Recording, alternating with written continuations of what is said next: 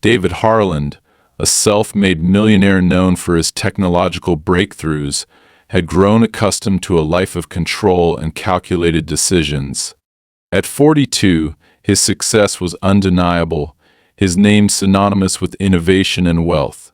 Yet, despite his achievements, he felt a gnawing emptiness creeping into the edges of his meticulously structured world.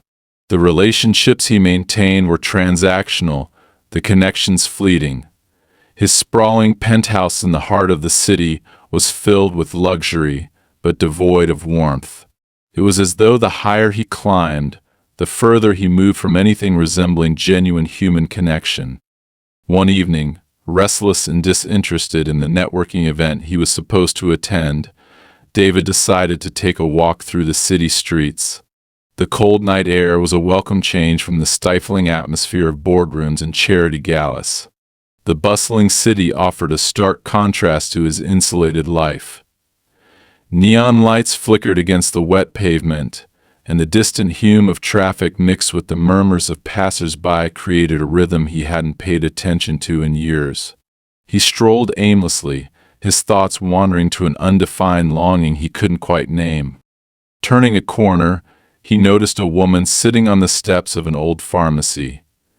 She was wrapped in a threadbare coat, her face partially obscured by her hood. Despite her disheveled appearance, there was a quiet intensity about her. In her hands, she clutched an old photograph, its edges frayed and worn from years of handling. Something about the way she held it, as if it were her last tether to the world, caught David's attention. He slowed his pace, unsure why he was drawn to her, and as he passed, the woman glanced up, meeting his eyes. For a moment he thought she might ask him for money. It wouldn't be unusual, he was used to strangers sizing him up, recognizing the tailored fit of his coat or the understated luxury of his watch. But instead she simply stared at him, her gaze unwavering. Then, without a word, she held up the photograph. David froze mid-step, his breath catching in his throat. The boy in the picture was unmistakable, same piercing blue eyes, same sharp features, same faintly mischievous smile. It was like looking at a younger version of himself. "Where did you get that?" he demanded, his voice sharper than he intended. He stepped closer, his heart pounding in his chest. The woman didn't flinch, she merely looked at him, her expression a mix of weariness and resolve. "This is your son," she said simply. Her voice was steady, but there was a hint of something underneath, urgency, perhaps, or desperation. David felt the ground beneath him shift, the certainty he carried with him everywhere suddenly evaporating. "That's impossible," he replied, though even as he said it, his mind raced through memories, trying to make sense of the moment. He hadn't been in a serious relationship in years, hadn't fathered any children, or so he thought. "Who are you?" he demanded, his tone softening slightly, though his confusion remained. "My name is Anna," she said. "I've been taking care of him. His mother, she's gone.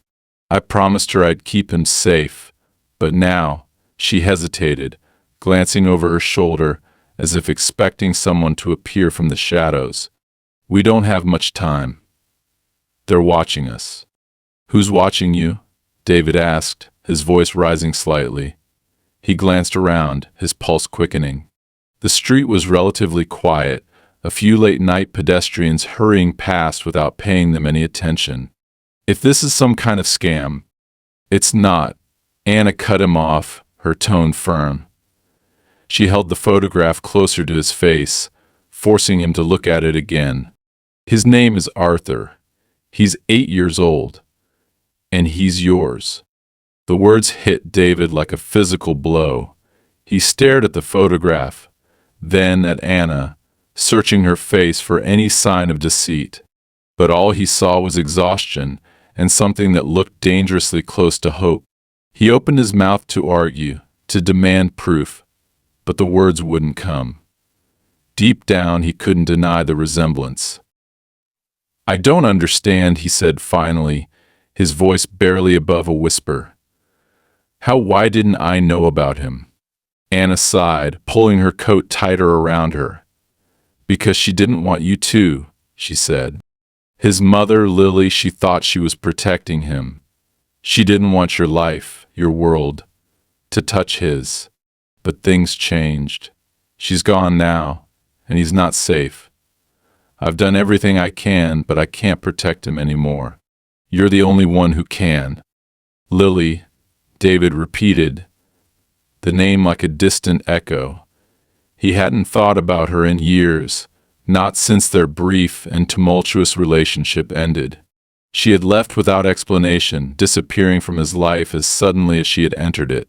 The thought that she might have been carrying his child when she left had never crossed his mind. Before he could ask more questions, Anna stiffened. Her eyes darted to a man standing across the street, his figure partially obscured by the shadows. David followed her gaze, his own instincts kicking in. The man wasn't moving, but there was something deliberate about the way he stood, as if he were waiting for something or someone. We have to go, Anna said, her voice urgent now. She grabbed David's arm, pulling him toward the alley behind the pharmacy. If you want to know the truth, if you want to help your son, you need to trust me. Just this once. David hesitated, torn between the surreal nature of the situation and the undeniable gravity in her voice. He glanced back at the man, who had started to move toward them, his pace unhurried but purposeful. Fine, David said, his decision made in an instant. He allowed Anna to lead him into the alley, the photograph still clutched in his hand. As they disappeared into the shadows, he couldn't shake the feeling that his life, so carefully constructed and controlled, was about to unravel in ways he couldn't possibly predict. David followed Anna through the narrow, dimly lit alley, the dampness of the concrete beneath his feet reminding him how far he had strayed from the polished, pristine world he usually inhabited. The tension in the air was palpable, each step taking him further from the certainty of his old life and deeper into the unknown. Anna's grip on his arm was firm, her urgency driving them forward, but David's mind was reeling, caught between disbelief and the overwhelming possibility that her words were true. When they reached the end of the alley, Anna paused, pressing her back against the wall and peeking around the corner. Her breathing was shallow but controlled, like someone accustomed to the constant threat of pursuit. David, less accustomed to such situations, struggled to maintain composure.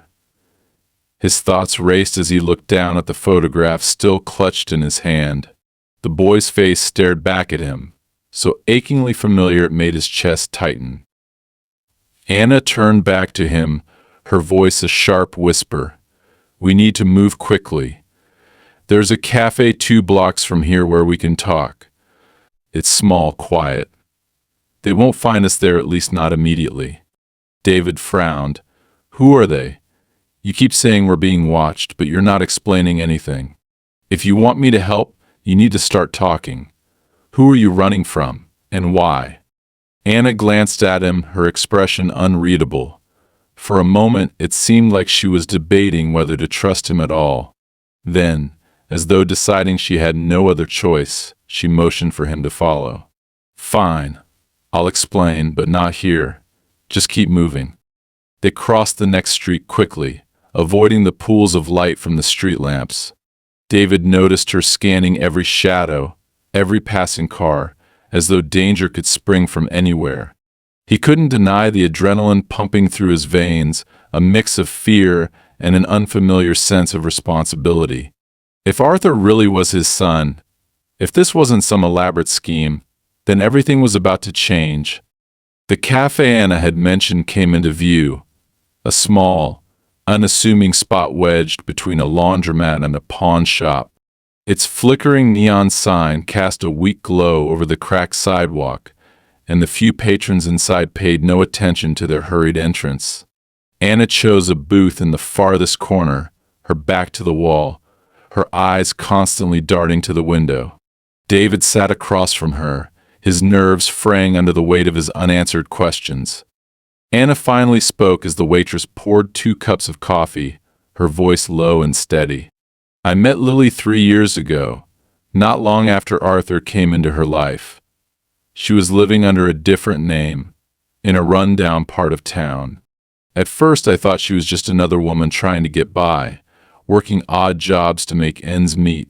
But there was something about her, this constant edge, like she was waiting for the other shoe to drop. It didn't take long for me to figure out she was running from something. David stared at her, trying to process the sudden flood of information. Running from what? And why didn't she come to me? If she was in trouble, I could have helped. Anna shook her head. You don't get it, do you? She didn't want your help.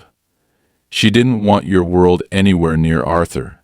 She was terrified of what it might bring, and she had every reason to be. Terrified of what? David pressed, his frustration boiling over. You keep talking in circles. If you want me to take this seriously, you need to stop with the half-answers. Anna leaned forward, her expression hard. Do you know what Lily discovered before she left you? What she was involved in? David blinked, caught off guard. What are you talking about? She didn't discover anything. She left. That's all I know. Anna let out a bitter laugh. That's what she wanted you to think. But the truth is, she stumbled onto something she was never supposed to see, something dangerous. She worked at a small accounting firm, right? Doing payroll and bookkeeping for local businesses. David nodded, his mind flashing back to hazy memories of Lily coming home late, her hands stained with ink from ledgers and receipts. Well, Anna continued, it turns out one of those local businesses wasn't so local. It was a front part of a network laundering money for people who don't like their secrets exposed. Lily found discrepancies, missing numbers, accounts that didn't add up. She didn't think much of it at first, but then she dug deeper. And that's when things went south. David felt his stomach churn. What do you mean south? Are you saying she was targeted? Because of some accounting error? It wasn't an error, Anna said sharply. It was a trail leading back to some very powerful people. She found proof of their operations, and they found out she had it. She tried to go to the authorities, but before she could, they came for her. That's when she disappeared, cut ties with everyone, including you. She thought it was the only way to keep Arthur safe. David leaned back in the booth, his mind reeling. He had always assumed Lily had left because she didn't want to deal with his growing career, his obsession with work. He had never considered the possibility that she was running for her life. The thought filled him with a mix of guilt and anger. If she was running, why did she leave Arthur behind? Why didn't she take him with her? Anna's gaze softened, and for the first time her voice faltered. She didn't leave him behind. She left him with me, just before she disappeared for good. She told me to protect him, to keep him hidden. She said you couldn't be involved, not until it was safe. But it's not safe anymore, David. They know about him. They're looking for him. And I can't do this alone. David's hands tightened into fists, the weight of her words settling on him like a lead blanket. Who are they? He asked again, his voice quieter now, more deliberate. Who's after him? Anna hesitated, her eyes flickering to the window before she spoke. I don't know exactly who they are. All I know is they're connected to the same people who were after Lily. I've seen the men in suits, always watching, always too close. They've followed me, left warnings, tried to scare me into giving him up. But I won't. I promised her I'd protect him. David's chest tightened as he processed the enormity of what she was saying. He thought about Arthur, the boy he had yet to meet, the boy whose life was now entangled with his own. And you think I can protect him? He asked, his voice tinged with disbelief. Why? What makes you think I'm any better at this than you? Because you have resources, Anna said bluntly. You have power, connections, things I could never dream of. You can give him a life where he's not constantly looking over his shoulder. You can keep him safe in ways I can't." David wanted to argue, to insist that he wasn't equipped for this, that he had no idea how to deal with the kind of danger Anna described. But as he opened his mouth to speak, the sound of the cafe door opening drew both their attention. A man in a dark coat stepped inside, his eyes scanning the room. He didn't look like the usual late-night patron. Anna's face paled. "They've found us," she whispered. "We have to go. Now." David didn't hesitate this time. He grabbed her arm and pulled her toward the back exit, the photograph of Arthur still clutched tightly in his hand. David didn't let go of Anna's arm as they stumbled out of the cafe's back exit and into the narrow alley. The cold air hit them like a slap, sharpening his senses and reminding him just how far out of his depth he was. Behind them, the door swung shut with a metallic clang, and for a moment, the only sounds were their ragged breathing and the distant hum of the city. David's mind raced, every instinct telling him to demand answers, but the look of pure fear on Anna's face kept him silent. Whatever was happening, she believed it, truly believed it, and that was enough to make him move. "This way," Anna said, her voice barely above a whisper. She gestured toward the shadowy end of the alley, where the faint glow of a street lamp offered the promise of escape. David followed, his footsteps clumsy against the uneven pavement, his heart pounding like a drum. "Who was that guy?" he asked once they were far enough away from the cafe to catch their breath. He leaned against a wall, his chest heaving. "The man who came in." "How do you even know he was there for us?" Anna shook her head, her expression grim. "I've seen him before. Twice in the last month.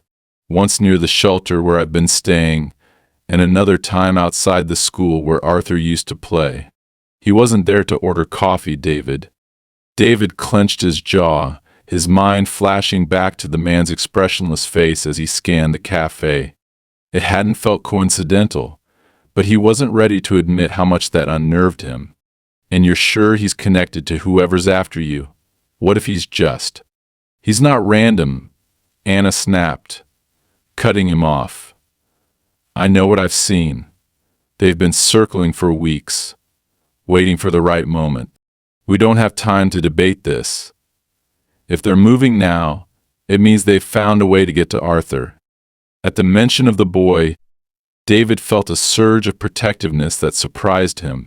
He didn't even know Arthur yet, had barely begun to process the idea of being a father, but the thought of anyone threatening a child, even one he hadn't met, made his blood boil.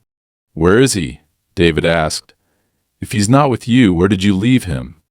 Anna hesitated, her eyes flickering with uncertainty.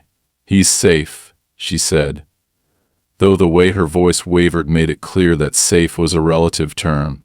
"I left him with someone I trust, just in case something like this happened." David's patience snapped. "Where?" he demanded, his voice louder than he intended. "You keep talking about how dangerous this is, how they're closing in, but you won't even tell me where my son is? If you want me to help you, Anna, you need to stop holding back." For a moment she looked as though she might argue, but then her shoulders sagged, and she nodded. "Fine. He's with a friend of mine. Her name is Mara. She runs a small daycare in a church basement a few neighborhoods over. She doesn't know everything, just that I needed her to keep an eye on him for a while." "A daycare," David repeated, disbelief coloring his tone. "You left him in a daycare while people are hunting you down." "It's not what you think," Anna shot back defensively. "It's not a public place. It's quiet, off the radar. I didn't have many options, David. Do you think I wanted this?" David held her gaze for a long moment, his frustration and fear clashing with the understanding that she was doing the best she could. Finally, he exhaled sharply and ran a hand through his hair. "We need to get him," he said. "Now." Anna nodded, but before they could move, the distant sound of tires screeching on asphalt made them both freeze. David's eyes darted to the street at the end of the alley, where the faint glow of headlights was growing steadily brighter. "They're here," Anna whispered, her voice trembling. David grabbed her hand without thinking, pulling her deeper into the maze of alleys. His mind raced as he tried to come up with a plan. He wasn't a stranger to high-stakes situations. His career had been built on navigating crises and making quick decisions, but this was different. This wasn't a hostile takeover or a market crash. This was life or death, and he was completely unprepared. "Do you know where you're going?" Anna asked, her breath coming in short gasps as they ran. "Not exactly," David admitted, "but staying still doesn't seem like a great option right now." The sound of an engine revving behind them sent a fresh wave of adrenaline coursing through his veins. They rounded another corner, the labyrinthine alleyways offering fleeting moments of cover, but David knew they couldn't outrun Carr forever. Just as he was about to suggest ducking into one of the nearby buildings, Anna tugged on his arm, pointing toward a fire escape. "Up there," she said. "It'll buy us some time." Without waiting for him to respond, she started climbing, her movements quick and practiced. David hesitated for a split second, his mind flashing to the luxury of his penthouse, the safety it had always represented. This was so far removed from the world he knew, but he didn't have the luxury of doubt. Gritting his teeth, he followed her up the metal rungs, his muscles protesting with every step. When they reached the roof, Anna crouched low, motioning for him to do the same. The city stretched out before them, a sea of twinkling lights and distant sirens, but David's focus was on the street below. The car that had been following them had stopped, and two men were stepping out, their movements deliberate. "They're searching for us," Anna murmured, her voice barely audible. "They won't stop until they find him." David's grip on the edge of the roof tightened. He didn't know who these men were or what they wanted, but he knew one thing: they weren't going to take his son. Not if he had anything to say about it. "Stay here," he said suddenly, his voice firm. Anna's eyes widened. "What are you doing?" "Getting us a way out," David replied, already moving toward the adjacent rooftop. "If we stay up here, we're trapped. We need a car. Something fast." "You're insane," Anna hissed, but she didn't try to stop him. David made his way across the rooftops, his heart pounding with a mix of fear and determination. He hadn't felt this alive in years, the rush of adrenaline cutting through the haze of his carefully controlled existence. When he reached the edge of the last building, he peered over the side, his eyes scanning the street below. A small parking lot sat half a block away, its dimly lit spaces offering a handful of potential vehicles. Climbing down the side of the building was harder than going up, but David didn't hesitate. By the time his feet hit the ground, his hands were trembling from exertion, but he pushed the discomfort aside. He moved quickly, scanning the lot for an unlocked car. Luck was on his side. An older sedan near the back had been carelessly left unsecured. David slid into the driver's seat, his movements smooth and precise. Hot wiring a car wasn't exactly in his repertoire, but he remembered enough from his teenage years to get the engine roaring. The sound startled him, louder than he expected, and he glanced around, half expecting the men to appear out of nowhere. When the coast remained clear, he put the car in gear and sped toward the alley where he'd left Anna. She was waiting for him, her expression a mix of relief and incredulity as she climbed into the passenger seat. "I can't believe you actually pulled that off." "Neither can I," David admitted, his knuckles white as he gripped the steering wheel. "Now tell me where we're going." Anna gave him the address of the church daycare, and he floored the accelerator, the tires squealing as they tore out of the alley. The city blurred around them, a kaleidoscope of lights and shadows, but David's focus never wavered. As they approached the neighborhood, Anna's tension seemed to grow. "Pull over a block away," she instructed. "We can't risk leading them straight to him." David did as she said, parking the car in a darkened lot. They got out and moved quickly on foot, sticking to the shadows as they approached the church. When they reached the side entrance, Anna hesitated, her hand hovering over the doorknob. "What is it?" David asked, his voice low. She looked at him, her eyes filled with something he couldn't quite place. "If anything happens to me, promise me you'll protect him." David's chest tightened. "Nothing's going to happen to you. Promise me," she insisted. He nodded, his voice steady. "I promise." Satisfied, Anna pushed open the door, and they slipped inside. The dimly lit hallway was eerily quiet, the faint smell of old wood and candle wax filling the air. David followed Anna down a flight of stairs to the basement, where a single light glowed beneath a heavy wooden door. Inside, a woman sat in a rocking chair, her gaze lifting as they entered. And there, curled up on a cot in the corner, was a boy who looked exactly like David. His heart clenched as he took in the sight, the weight of everything finally settling on his shoulders. Arthur stirred, blinking sleepily, and when his eyes met David's, something unspoken passed between them. It wasn't fear or confusion, it was recognition. And in that moment, David knew there was no turning back. David stared at Arthur, his breath catching in his chest.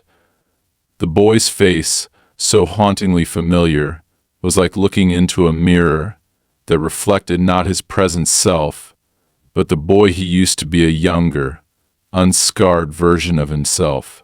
Arthur sat up on the cot, rubbing his eyes, his small frame silhouetted against the dim light of the basement. He seemed hesitant but not afraid, his gaze flitting between David and Anna, as though trying to piece together who this new man was. "Arthur," Anna said softly, her voice steady but tinged with relief. "This is David. He's here to help us." Arthur tilted his head, studying David with an intensity that felt far too mature for a child his age. Finally, he spoke, his voice quiet but clear. "You're my dad, aren't you?" The question hit David like a punch to the gut. There it was, direct, unfiltered, and utterly unguarded. He opened his mouth to respond but found himself at a loss for words. How could he possibly explain to this boy that he had no idea he existed until a few hours ago? That he hadn't been there for him or his mother? That he didn't even know how to be a father? Anna, sensing his hesitation, stepped in. "Arthur, why don't you grab your backpack? We need to leave soon." Arthur nodded, his expression unreadable as he slid off the cot and began gathering his things. David watched him, his emotions a whirlwind of guilt, disbelief, and an odd, protective instinct he couldn't quite name. He wanted to say something, anything to bridge the gap between them, but the words wouldn't come. Anna pulled him aside, lowering her voice. "He's sharp, David, smarter than most kids his age. He already knows more than he lets on, so don't lie to him. If you're going to be in his life, you need to be honest." David nodded, though he wasn't sure what honesty would even look like in a situation as surreal as this. Before he could respond, the sound of a door creaking open upstairs made all three of them freeze. Arthur clutched his backpack, his wide eyes darting to Anna. "Someone's here," he whispered. Anna motioned for them to stay quiet, her hand instinctively moving to the small pocket knife she kept clipped to her jeans. She crept toward the stairs, her movements silent, while David positioned himself in front of Arthur, his heart pounding. He felt the weight of responsibility settle over him like a physical burden. This wasn't just about survival, it was about protecting his son. A child he'd only just met but already felt inexplicably connected to. Anna returned a moment later, her face pale. "There's a man at the front door," she whispered. "He's asking for Mara. Says he's from social services." David frowned. "Social services? At this hour? That doesn't make sense." "It's not social services," Anna replied grimly. "It's them." David's blood ran cold. "How do you know?" "Because no one from social services shows up at night without warning. and because I saw that same man watching us outside the cafe earlier.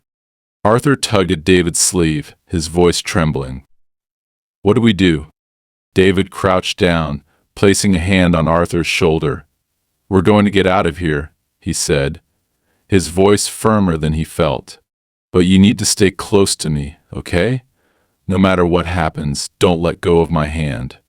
Arthur nodded, his small fingers curling tightly around David's. Anna was already moving, leading them to a back door that opened into a narrow alley. She checked the street before motioning for them to follow, and they slipped out into the night, their footsteps muffled against the damp pavement. The streets were quiet, almost eerily so, and David couldn't shake the feeling that they were being watched. Anna seemed to sense it too. She kept glancing over her shoulder, her hand never straying far from her pocket knife. They made their way to a nearby subway station, slipping down the stairs just as a train rumbled into the platform. The ride was tense and silent. David kept Arthur close, his arm wrapped protectively around the boy's shoulders, while Anna scanned the car for anything suspicious. Every time the train stopped, David's heart leaped, expecting their pursuers to appear at any moment. But the doors would close again, and the train would lurch forward, carrying them further into the depths of the city. When they finally emerged from the subway, the neighborhood was completely different, gritty and industrial, with warehouses lining the streets and only a few flickering streetlights to break the darkness. Anna led them to a small, decrepit building tucked between two larger structures. The windows were boarded up, and the door was reinforced with heavy locks. "What is this place?" David asked as Anna fumbled with a set of keys. "Safe house," she replied. "It's not much, but it's secure. I've used it before when things got bad." Inside, the air was musty, and the furniture sparse, but it was quiet. And for the first time all night, David felt a sliver of relief. Arthur sat on the worn couch, pulling his knees to his chest, while Anna checked the locks on the windows and doors. David sat beside Arthur, searching for the right words. "Arthur," he began, his voice gentle. "I know this is a lot to take in. It's a lot for me too. I didn't know about you until tonight, but I want you to know that I'm here now, and I'm going to do whatever it takes to keep you safe." Arthur looked up at him, his blue eyes filled with a mix of uncertainty and hope. "Do you mean that?" "I do," David said firmly.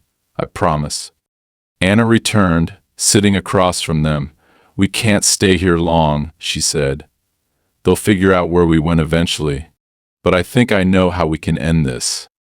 David raised an eyebrow. "How?" "Lily left something behind," Anna explained. "Before she disappeared, she told me about a storage unit where she kept everything she'd found: documents, files, evidence of what those people were doing. She said it was her insurance policy, in case anything happened to her." David felt a glimmer of hope. "Where is it?" Anna hesitated. "That's the problem. She didn't tell me exactly where. She said the location was hidden in something only Arthur would understand." David frowned. "What does that mean?" "She used to play these games with him," Anna said. "Puzzles, riddles. She said they were just for fun, but now I think she was trying to teach him something, trying to leave a trail only he could follow." Arthur's eyes lit up. "The stories," he said suddenly. "She used to tell me stories about places she'd been. I thought they were just bedtime stories, but maybe they're clues." David exchanged a glance with Anna, his heart racing. "Can you remember them?" he asked Arthur. "The stories she told you?" Arthur nodded. "I think so." They spent the next few hours piecing together the fragments of Arthur's memories, mapping out the locations his mother had described. One stood out: a library where she used to take him when he was younger. Arthur described it in vivid detail, right down to the section of books they always visited. "It's worth a shot," Anna said. If she left anything behind, it would be there. David agreed, though he couldn't shake the feeling that they were walking straight into a trap. But what choice did they have? If Lily's storage unit held the key to understanding who was after them and why they had to find it. As they prepared to leave, Arthur reached for David's hand. "You'll stay with me, right?" he asked, his voice small. David squeezed his hand tightly. "I'm not going anywhere," he promised. The weight of that promise settled over him as they stepped back into the night, the city sprawling before them like a labyrinth of shadows and secrets. For the first time in his life, David wasn't thinking about his career, his wealth, or his carefully controlled existence. All that mattered now was the boy at his side and the dangerous path they were about to walk together. The library loomed before them like a shadowed relic of another time, its towering stone facade darkened by years of neglect. A faint light from a nearby street lamp barely reached the edges of its cracked steps, leaving the arched entrance shrouded in near total darkness. Arthur clung tightly to David's hand, his small fingers digging into his palm. Beside them, Anna's eyes swept the area, her every movement brimming with tension, as though she expected someone to emerge from the shadows at any moment. David's chest tightened as he looked at the building. The city had long since abandoned libraries like this, leaving them to decay in quiet corners while technology replaced their purpose. It seemed a strange and sad place to hide a secret, but perhaps that was the point. Lily had chosen a spot no one would think to search. "Are you sure this is the one?" David asked Arthur, his voice hushed but firm. Arthur nodded. "She said it was our special place. We came here all the time when I was little. She used to sit right there," he pointed to the stone steps, "and tell me stories about how books held all the answers if you just knew where to look."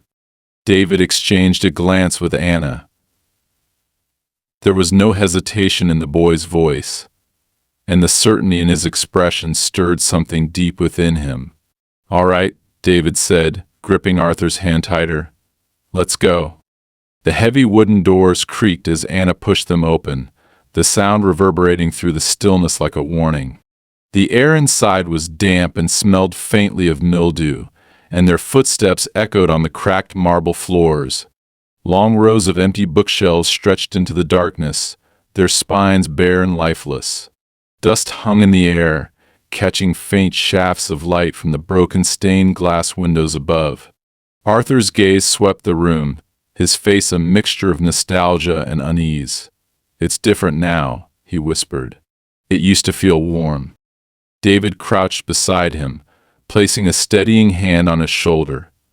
"Things change, but memories don't. Can you remember where you and your mom used to go?" Arthur hesitated, then pointed to the far end of the library.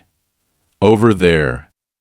There was a corner with a big chair and lots of shelves. She said it was the safest spot.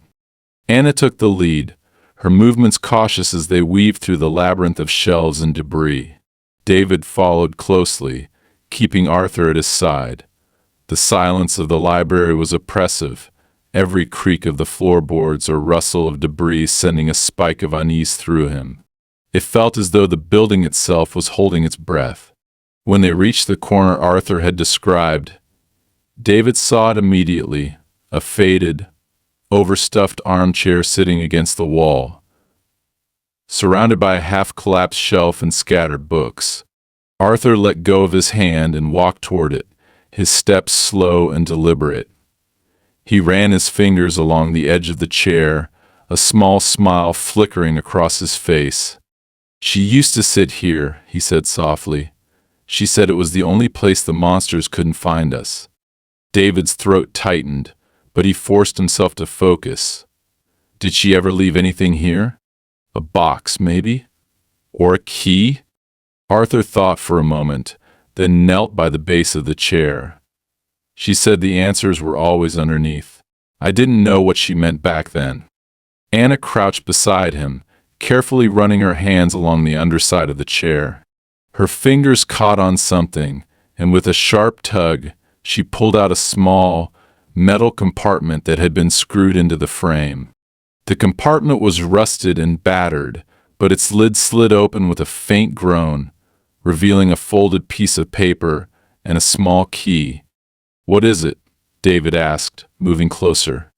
Anna unfolded the paper carefully, her eyes scanning the faded writing. "It's an address," she said, "and the key must go to whatever she left there." David's relief was short-lived. From somewhere in the distance, the sound of glass shattering pierced the silence, followed by heavy footsteps. Anna's head snapped up, her face going pale. "They're here." David pulled Arthur close, his heart hammering.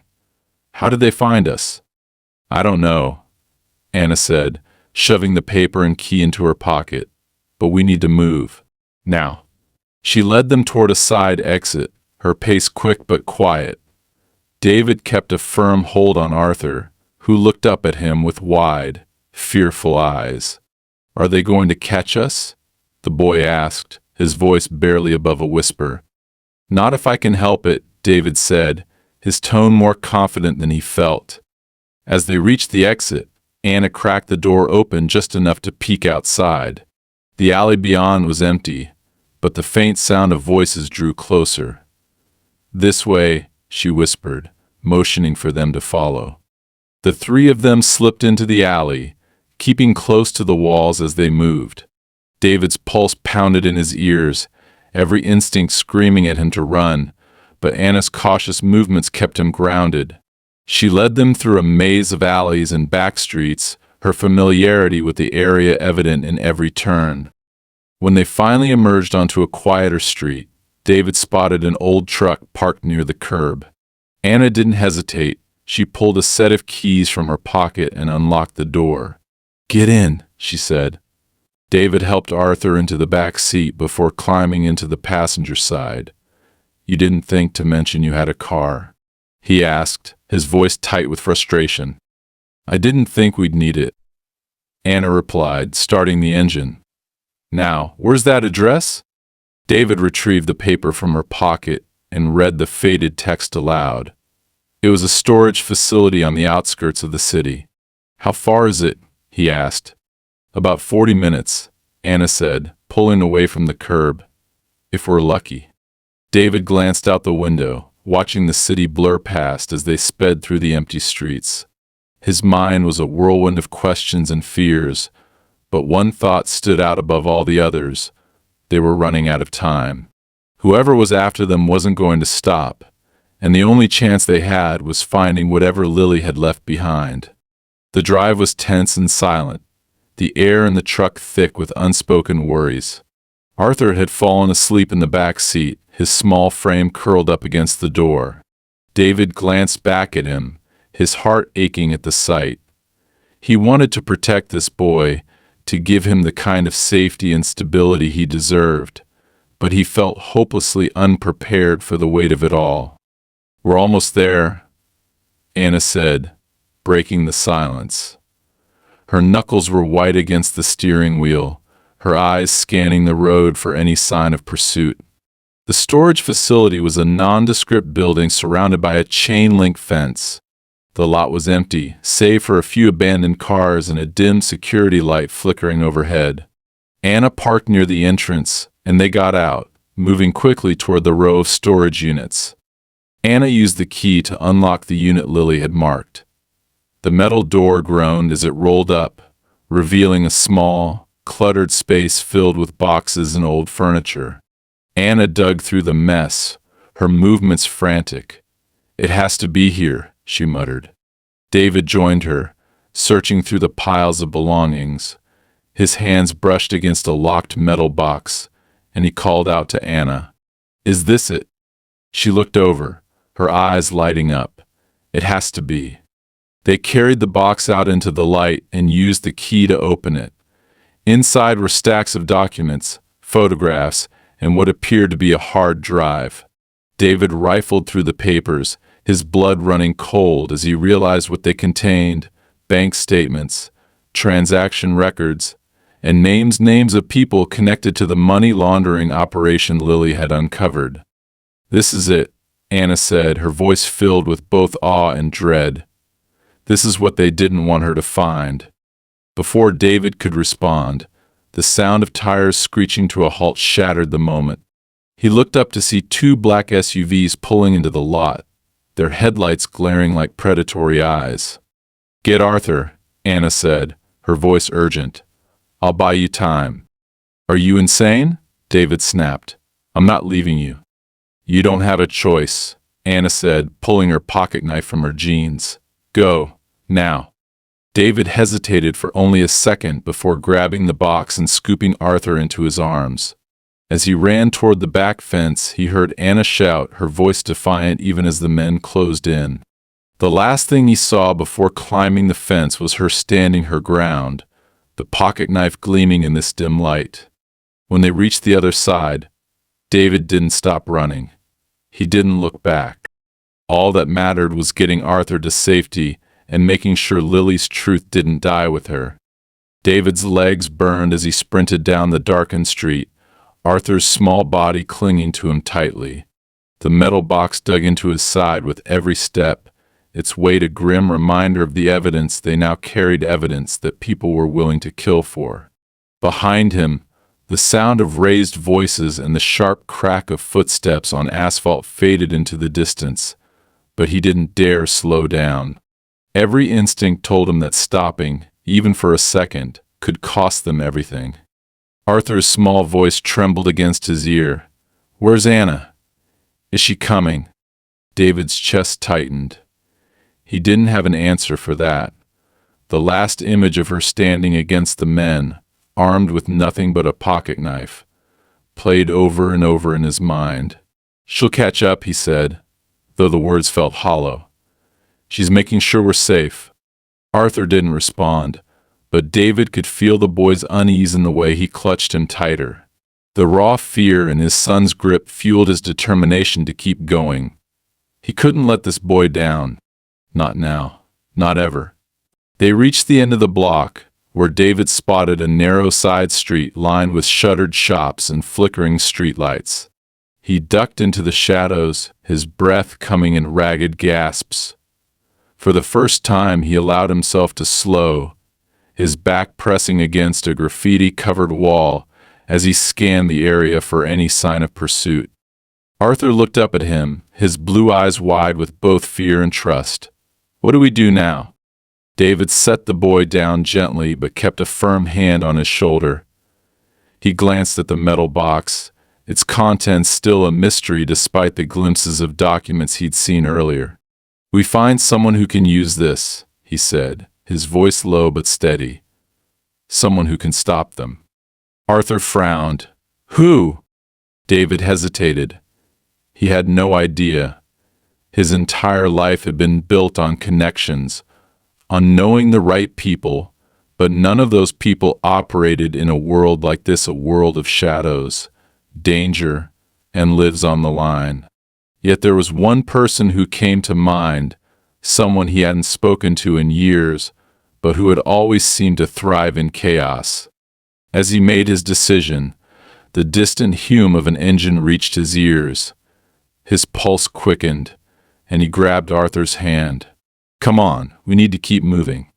They wound through the maze of side streets until David finally spotted what he was looking for, a payphone. It was old and rusted, a relic of a world before cell phones, but it was exactly what he needed. He rifled through his pockets, praying for loose change, and let out a breath of relief when his fingers closed around a quarter. Arthur stood close by, his eyes darting nervously down the street. "Are they going to find us?" "Not if I can help it," David said. He picked up the receiver and punched in the number from memory, the familiar sequence of digits taking him back to a time he'd tried to forget. The phone rang 3 times before a gruff voice answered. "Yeah? It's David," he said quickly. "I need your help." A pause. Then the voice on the other end let out a low chuckle. "Haven't heard from you in a long time, Harland." "What kind of help?" "The kind that involves people who don't want me alive," David replied. "I'm in trouble, and I've got a kid with me." They're after him, too. The voice grew serious. Where are you? David rattled off the nearest cross streets, his eyes constantly scanning for any sign of movement. Can you get here fast? Give me 10 minutes, the voice said before the line went dead. David hung up and turned to Arthur. We just have to hold on a little longer, he said, though he wasn't sure if he was trying to reassure Arthur or himself. The minutes crawled by, every shadow stretching longer, every sound amplified by his frayed nerves. Finally, the growl of a motorcycle echoed down the street. David tensed, pulling Arthur closer until he saw the rider, a lean man in a battered leather jacket, his face half hidden by a helmet. The man slowed as he approached, pulling to a stop just feet away. You weren't kidding about being in trouble, the man said, pulling off his helmet to reveal sharp features and a mop of dark hair streaked with gray. His piercing eyes flicked between David and Arthur before landing on the metal box. What's in there? Everything, David said. Evidence that could take them down. The man raised an eyebrow. Them who? David hesitated, then said, people who'll kill to keep their secrets. The man nodded, his expression grim. All right, get on, both of you. David lifted Arthur onto the back of the motorcycle before climbing on himself, gripping the box tightly. The man didn't wait for further explanation. He gunned the engine, and they took off, the wind howling in their ears as the city blurred around them. They drove for what felt like hours, but was likely only minutes, weaving through alleys and back streets, until they reached an abandoned warehouse on the edge of town. The man killed the engine and motioned for them to follow him inside. The air was thick with dust, and the faint hum of fluorescent lights buzzed overhead. All right, the man said, turning to face them. Start talking. Who's after you and why? David set the box on a nearby table and opened it, revealing the stack of documents and the hard drive. This, he said, gesturing to the contents, it's proof of a money laundering operation tied to some very powerful people. My son's mother, she found it, and they killed her for it. The man's eyes darkened. And now they're after you. David nodded. They won't stop until they get this back, or until we're dead. The man picked up one of the documents, scanning it quickly. This is big, he said, his tone laced with both admiration and concern. But it's not enough. If you want to take these people down, you need to go public, loud. Make it so big they can't silence it. David's stomach churned at the thought. You mean hand it over to the press? Exactly, the man said. Once it's out there, they'll lose their leverage. But you need to act fast. They'll be hunting you. Arthur tugged on David's sleeve. Will they stop if we show everyone? David looked down at his son, his heart breaking at the fear in his eyes. I don't know, he admitted, but it's our best chance. Before he could say more, the sound of tires screeching outside froze them all in place. The man swore under his breath. They've found us. David grabbed Arthur, his mind racing. What do we do? The man pulled a pistol from his jacket, his expression hard. You get the kid out of here. I'll buy you time. David shook his head. I'm not leaving you to face them alone. You don't have a choice, the man snapped. Go, now. David didn't argue. He scooped up Arthur in the box and bolted for the back exit, his pulse thundering in his ears. Outside, the night was alive with chaos shouts, the crunch of boots on gravel, the distant pop of gunfire. He didn't look back. He couldn't. Arthur clung to him, his small voice shaking. Are we going to make it? David tightened his grip on the boy. Yes, he said, forcing steel into his voice. I won't let them hurt you. I promise. The night swallowed them as they ran, the warehouse fading into the distance. Somewhere behind them, the man who had saved them was fighting for his life. But David couldn't stop. He couldn't fail. He had one goal now, to keep his son safe, no matter the cost. The dawn was beginning to break, a faint, gray light stretching across the sky as David and Arthur reached the edge of a small, wooded park on the outskirts of the city. They had run until their legs gave out, taking every shadowed alley and back road they could find to stay out of sight. The heavy metal box felt like an anchor in David's arms, but its weight was nothing compared to the responsibility pressing down on his shoulders. Arthur clung to him, quiet but alert, his wide eyes scanning the unfamiliar surroundings. David dropped to one knee beside a cluster of trees, setting the box on the ground and pulling Arthur close. His heart hammered in his chest, every instinct screaming at him to keep moving, but they both needed a moment to breathe. "Are we safe here?" Arthur asked, his voice barely above a whisper. "I don't know," David admitted, brushing the boy's hair back with a trembling hand. "But we can't keep running forever. We need to finish what your mom started." Arthur stared at him, his small face lined with exhaustion and something far older than his years of resilience that only came from facing things no child should ever have to face. "How?" David hesitated. He had never felt so uncertain in his life. He had spent years building a career based on making bold, calculated decisions, but none of that prepared him for this. The stakes weren't just financial or reputational, they were life and death. And yet, one thing was clear, he couldn't do this alone. "We need help," he said finally. "And I think I know where to get it." Pulling out his phone, David dialed the one person he knew he could trust with something this big. The line rang twice before a familiar voice answered, groggy but unmistakable. "David?" The woman on the other end said, her tone laced with surprise. "It's been years. Why are you calling me at?" "Chloe," David interrupted, his voice tight. "I need your help. It's urgent." There was a pause, followed by a faint rustle of movement. "What's going on?" David glanced at Arthur, then at the metal box. "It's complicated, but I have evidence documents tying some very dangerous people to a massive money laundering scheme. And I have a son, Arthur. They're after him too. I can't keep him safe on my own." Chloe didn't ask for details. She never did. That was one of the things David had always admired about her, her ability to act decisively in a crisis. "Where are you?" David rattled off their location, and Chloe's response was immediate. "Stay there. I'll be there in 20 minutes." As he hung up, David felt a flicker of hope for the first time in hours.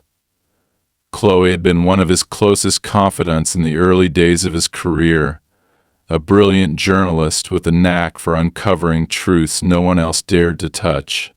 If anyone could help him expose the people hunting them, it was her. True to her word, Chloe arrived 20 minutes later in an old sedan that blended seamlessly into the surroundings. She stepped out of the car, her sharp eyes scanning the park before landing on David and Arthur. "You look like hell," she said by way of greeting, her expression softening as she crouched in front of Arthur. "And you must be Arthur." Arthur nodded cautiously, glancing at David for reassurance. "She's a friend," David said. "You can trust her."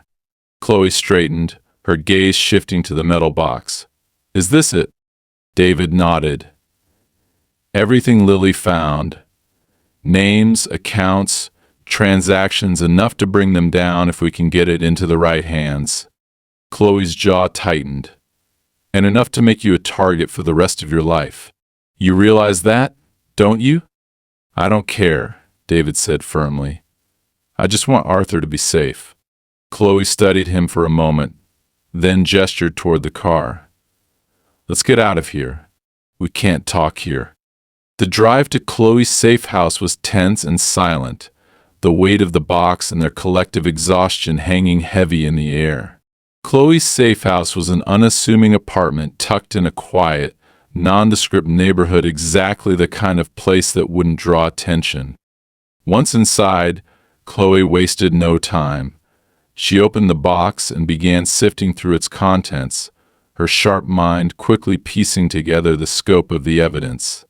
"This is big," she muttered, her eyes scanning the documents. "Bigger than anything I've seen in years. If we leak this strategically, we can cripple them. But it has to be done carefully.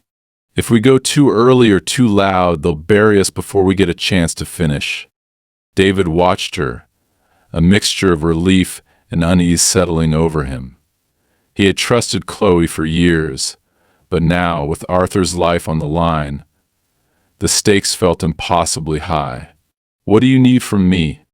"Access," Chloe said. "Contacts. You still have those, right? People in high places who owe you favors?" David nodded. "Some, but I don't want them involved unless absolutely necessary. The fewer people know about this, the better." Chloe agreed. "Then we go small. I'll start with a trusted outlet, someone who can handle a story this big without tipping them off too soon. But I'll need time." "How much?" David asked. "A few days at least," Chloe said. "Maybe longer. You're going to have to lie low until then." Arthur tugged on David's sleeve, his voice small. "Where will we go?" "You'll stay here," Chloe said firmly. "This place is off the grid. They won't find you here." David hesitated. The thought of staying still while others worked to dismantle the threat felt unbearable, but he knew Chloe was right. Arthur needed stability, even if it was temporary. The next few days were a blur of tension and waiting. Chloe worked tirelessly, combing through the evidence and coordinating with her contacts while David focused on Arthur. They fell into a tentative routine, meals shared in silence, hours spent playing simple games to keep Arthur distracted. Slowly, David began to see glimpses of the boy beneath the fear. Arthur had Lily's sharp mind and a quiet strength that reminded David of himself, though he couldn't help but feel a pang of guilt every time he looked at him. One evening, as the sun set outside the small apartment, Arthur climbed onto the couch beside David. "Do you think they'll stop chasing us?" David put an arm around him, pulling him close. "I don't know," he admitted. "But I promise I'll do everything I can to keep you safe, no matter what happens." Arthur nodded, his small hand gripping David's tightly. The breakthrough came 3 days later. Chloe burst into the apartment, her face alight with both triumph and urgency. "It's done," she said, holding up her phone. "The story's live. And it's already spreading." David's heart soared, but Chloe's next words brought him back to earth. "But it's not over yet. They're going to come after us hard and fast. We need to be ready." That night, the world changed. The evidence Chloe leaked was irrefutable, implicating some of the most powerful figures in finance and politics. News outlets picked up the story, and within hours, it was the headline on every major network. The people hunting David and Arthur would have no choice but to retreat, at least for now. As the days passed and the media firestorm grew, David began to see the first signs of hope. Arthur smiled more, his laughter returning in fleeting moments. And for the first time in years, David felt something other than the relentless grind of ambition. He felt purpose. One quiet evening, as they sat together on the couch, Arthur looked up at him. "Do you think Mom would be proud of us?" David's throat tightened, and he nodded. "I think she'd be proud of you," he said softly. "Of how brave you've been. She'd want you to know how much she loved you." Arthur leaned against him, his small body warm and solid, and for the first time in what felt like forever, David allowed himself to believe that they might finally be safe. Lily's fight was over, but their journey was just beginning. And for the first time, David knew he wouldn't face it alone.